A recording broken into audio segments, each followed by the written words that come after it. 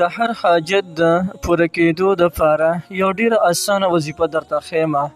دا وظیفه تاسو د نن نه شروع وکړئ، انشاءالله چې تمام حاجتونه به دې الله جل جلاله پوره کړي. بسم الله الرحمن الرحیم. السلام علیکم ورحمة الله وبرکاته. زما وروڼو او خویندو، نن درته یو ډېره مختصر وظیفه ښیمه. کله چې تاسو دا وظیفه پابندۍ سره کوئ، نو د ستاسو چې هر قسم حاجتونه وي، نو انشاءالله چې د دې په برکت سره به الله جل جلاله ستاسو تمام حاجتونه پوره کړي. چاهې که هغه د هر څه سره متعلق وي، لکه د ستاسو بندش دی، د بندش دپاره کو دا وظیفه تاسو شروع وکړئ، نو انشاءالله چې ټولې بندې لارې چارې به الله جل شانه د ستاسو روانې کړي. یا د ستاسو کاروبار نشته دی، یا د ستاسو روزګار نشته دی، یا د ستا نوکري نشته دی، یا د نوکرۍ دپاره تا چې دی کاغذونه یې جمع کړي دي او تا پسې اډر نه راځي، یا تا ته په هغې کې بل څه رکاوټ راوځي، نو که دا وظیفه دننه شروع وکړي، یا باسطو وظیفه ده، په ورځ کې صرف لس کرته کول دي، اوس درته ښیم طریقه چې څنګه به یې کوې. نو انشاءالله چې په ښکلي ځای کې به په کاروبار باندې ولګې، نوکري به هم درته میلاو شي. د دې نه علاوه که ته چېرته مالدار یې، نو الله جل شانه به دې په مال دولت کې برکت واچي، او که غریب یې، نو الله جل شانه به دې غریبي ختمه کړي، او الله جل جلاله به دې د دې وظیفې په برکت سره مالداره کړي. که چېرته کې ته چې دې قرضدار یې، په تا باندې قرضونه ډېر زیات روختي وي، نو که دا وظیفه شروع کړي هم په دې طریقې سره، نو الله جل جلاله به دې د قرضونو هم خلاص کړي.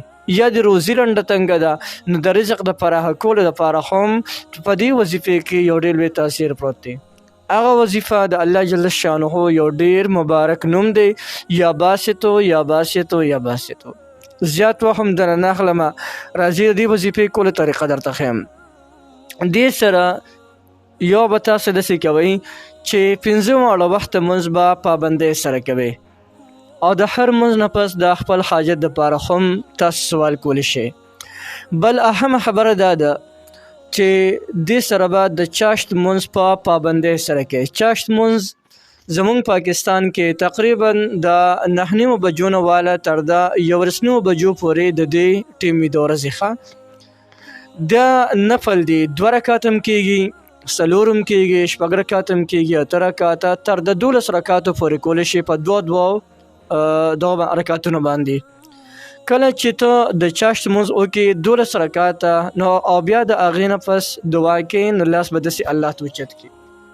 چې کله دې لاس داسې الله ته اوچت کړلو، نو بیا به د الله جل شانه نه د سوال نه مخکې به 3 کرته درود شریف ووایې، او د هغې نه پس به 10 کرته اللهم یا باسطو یا باسطو یا باسطو یا باسطو وظیفه به وکړې.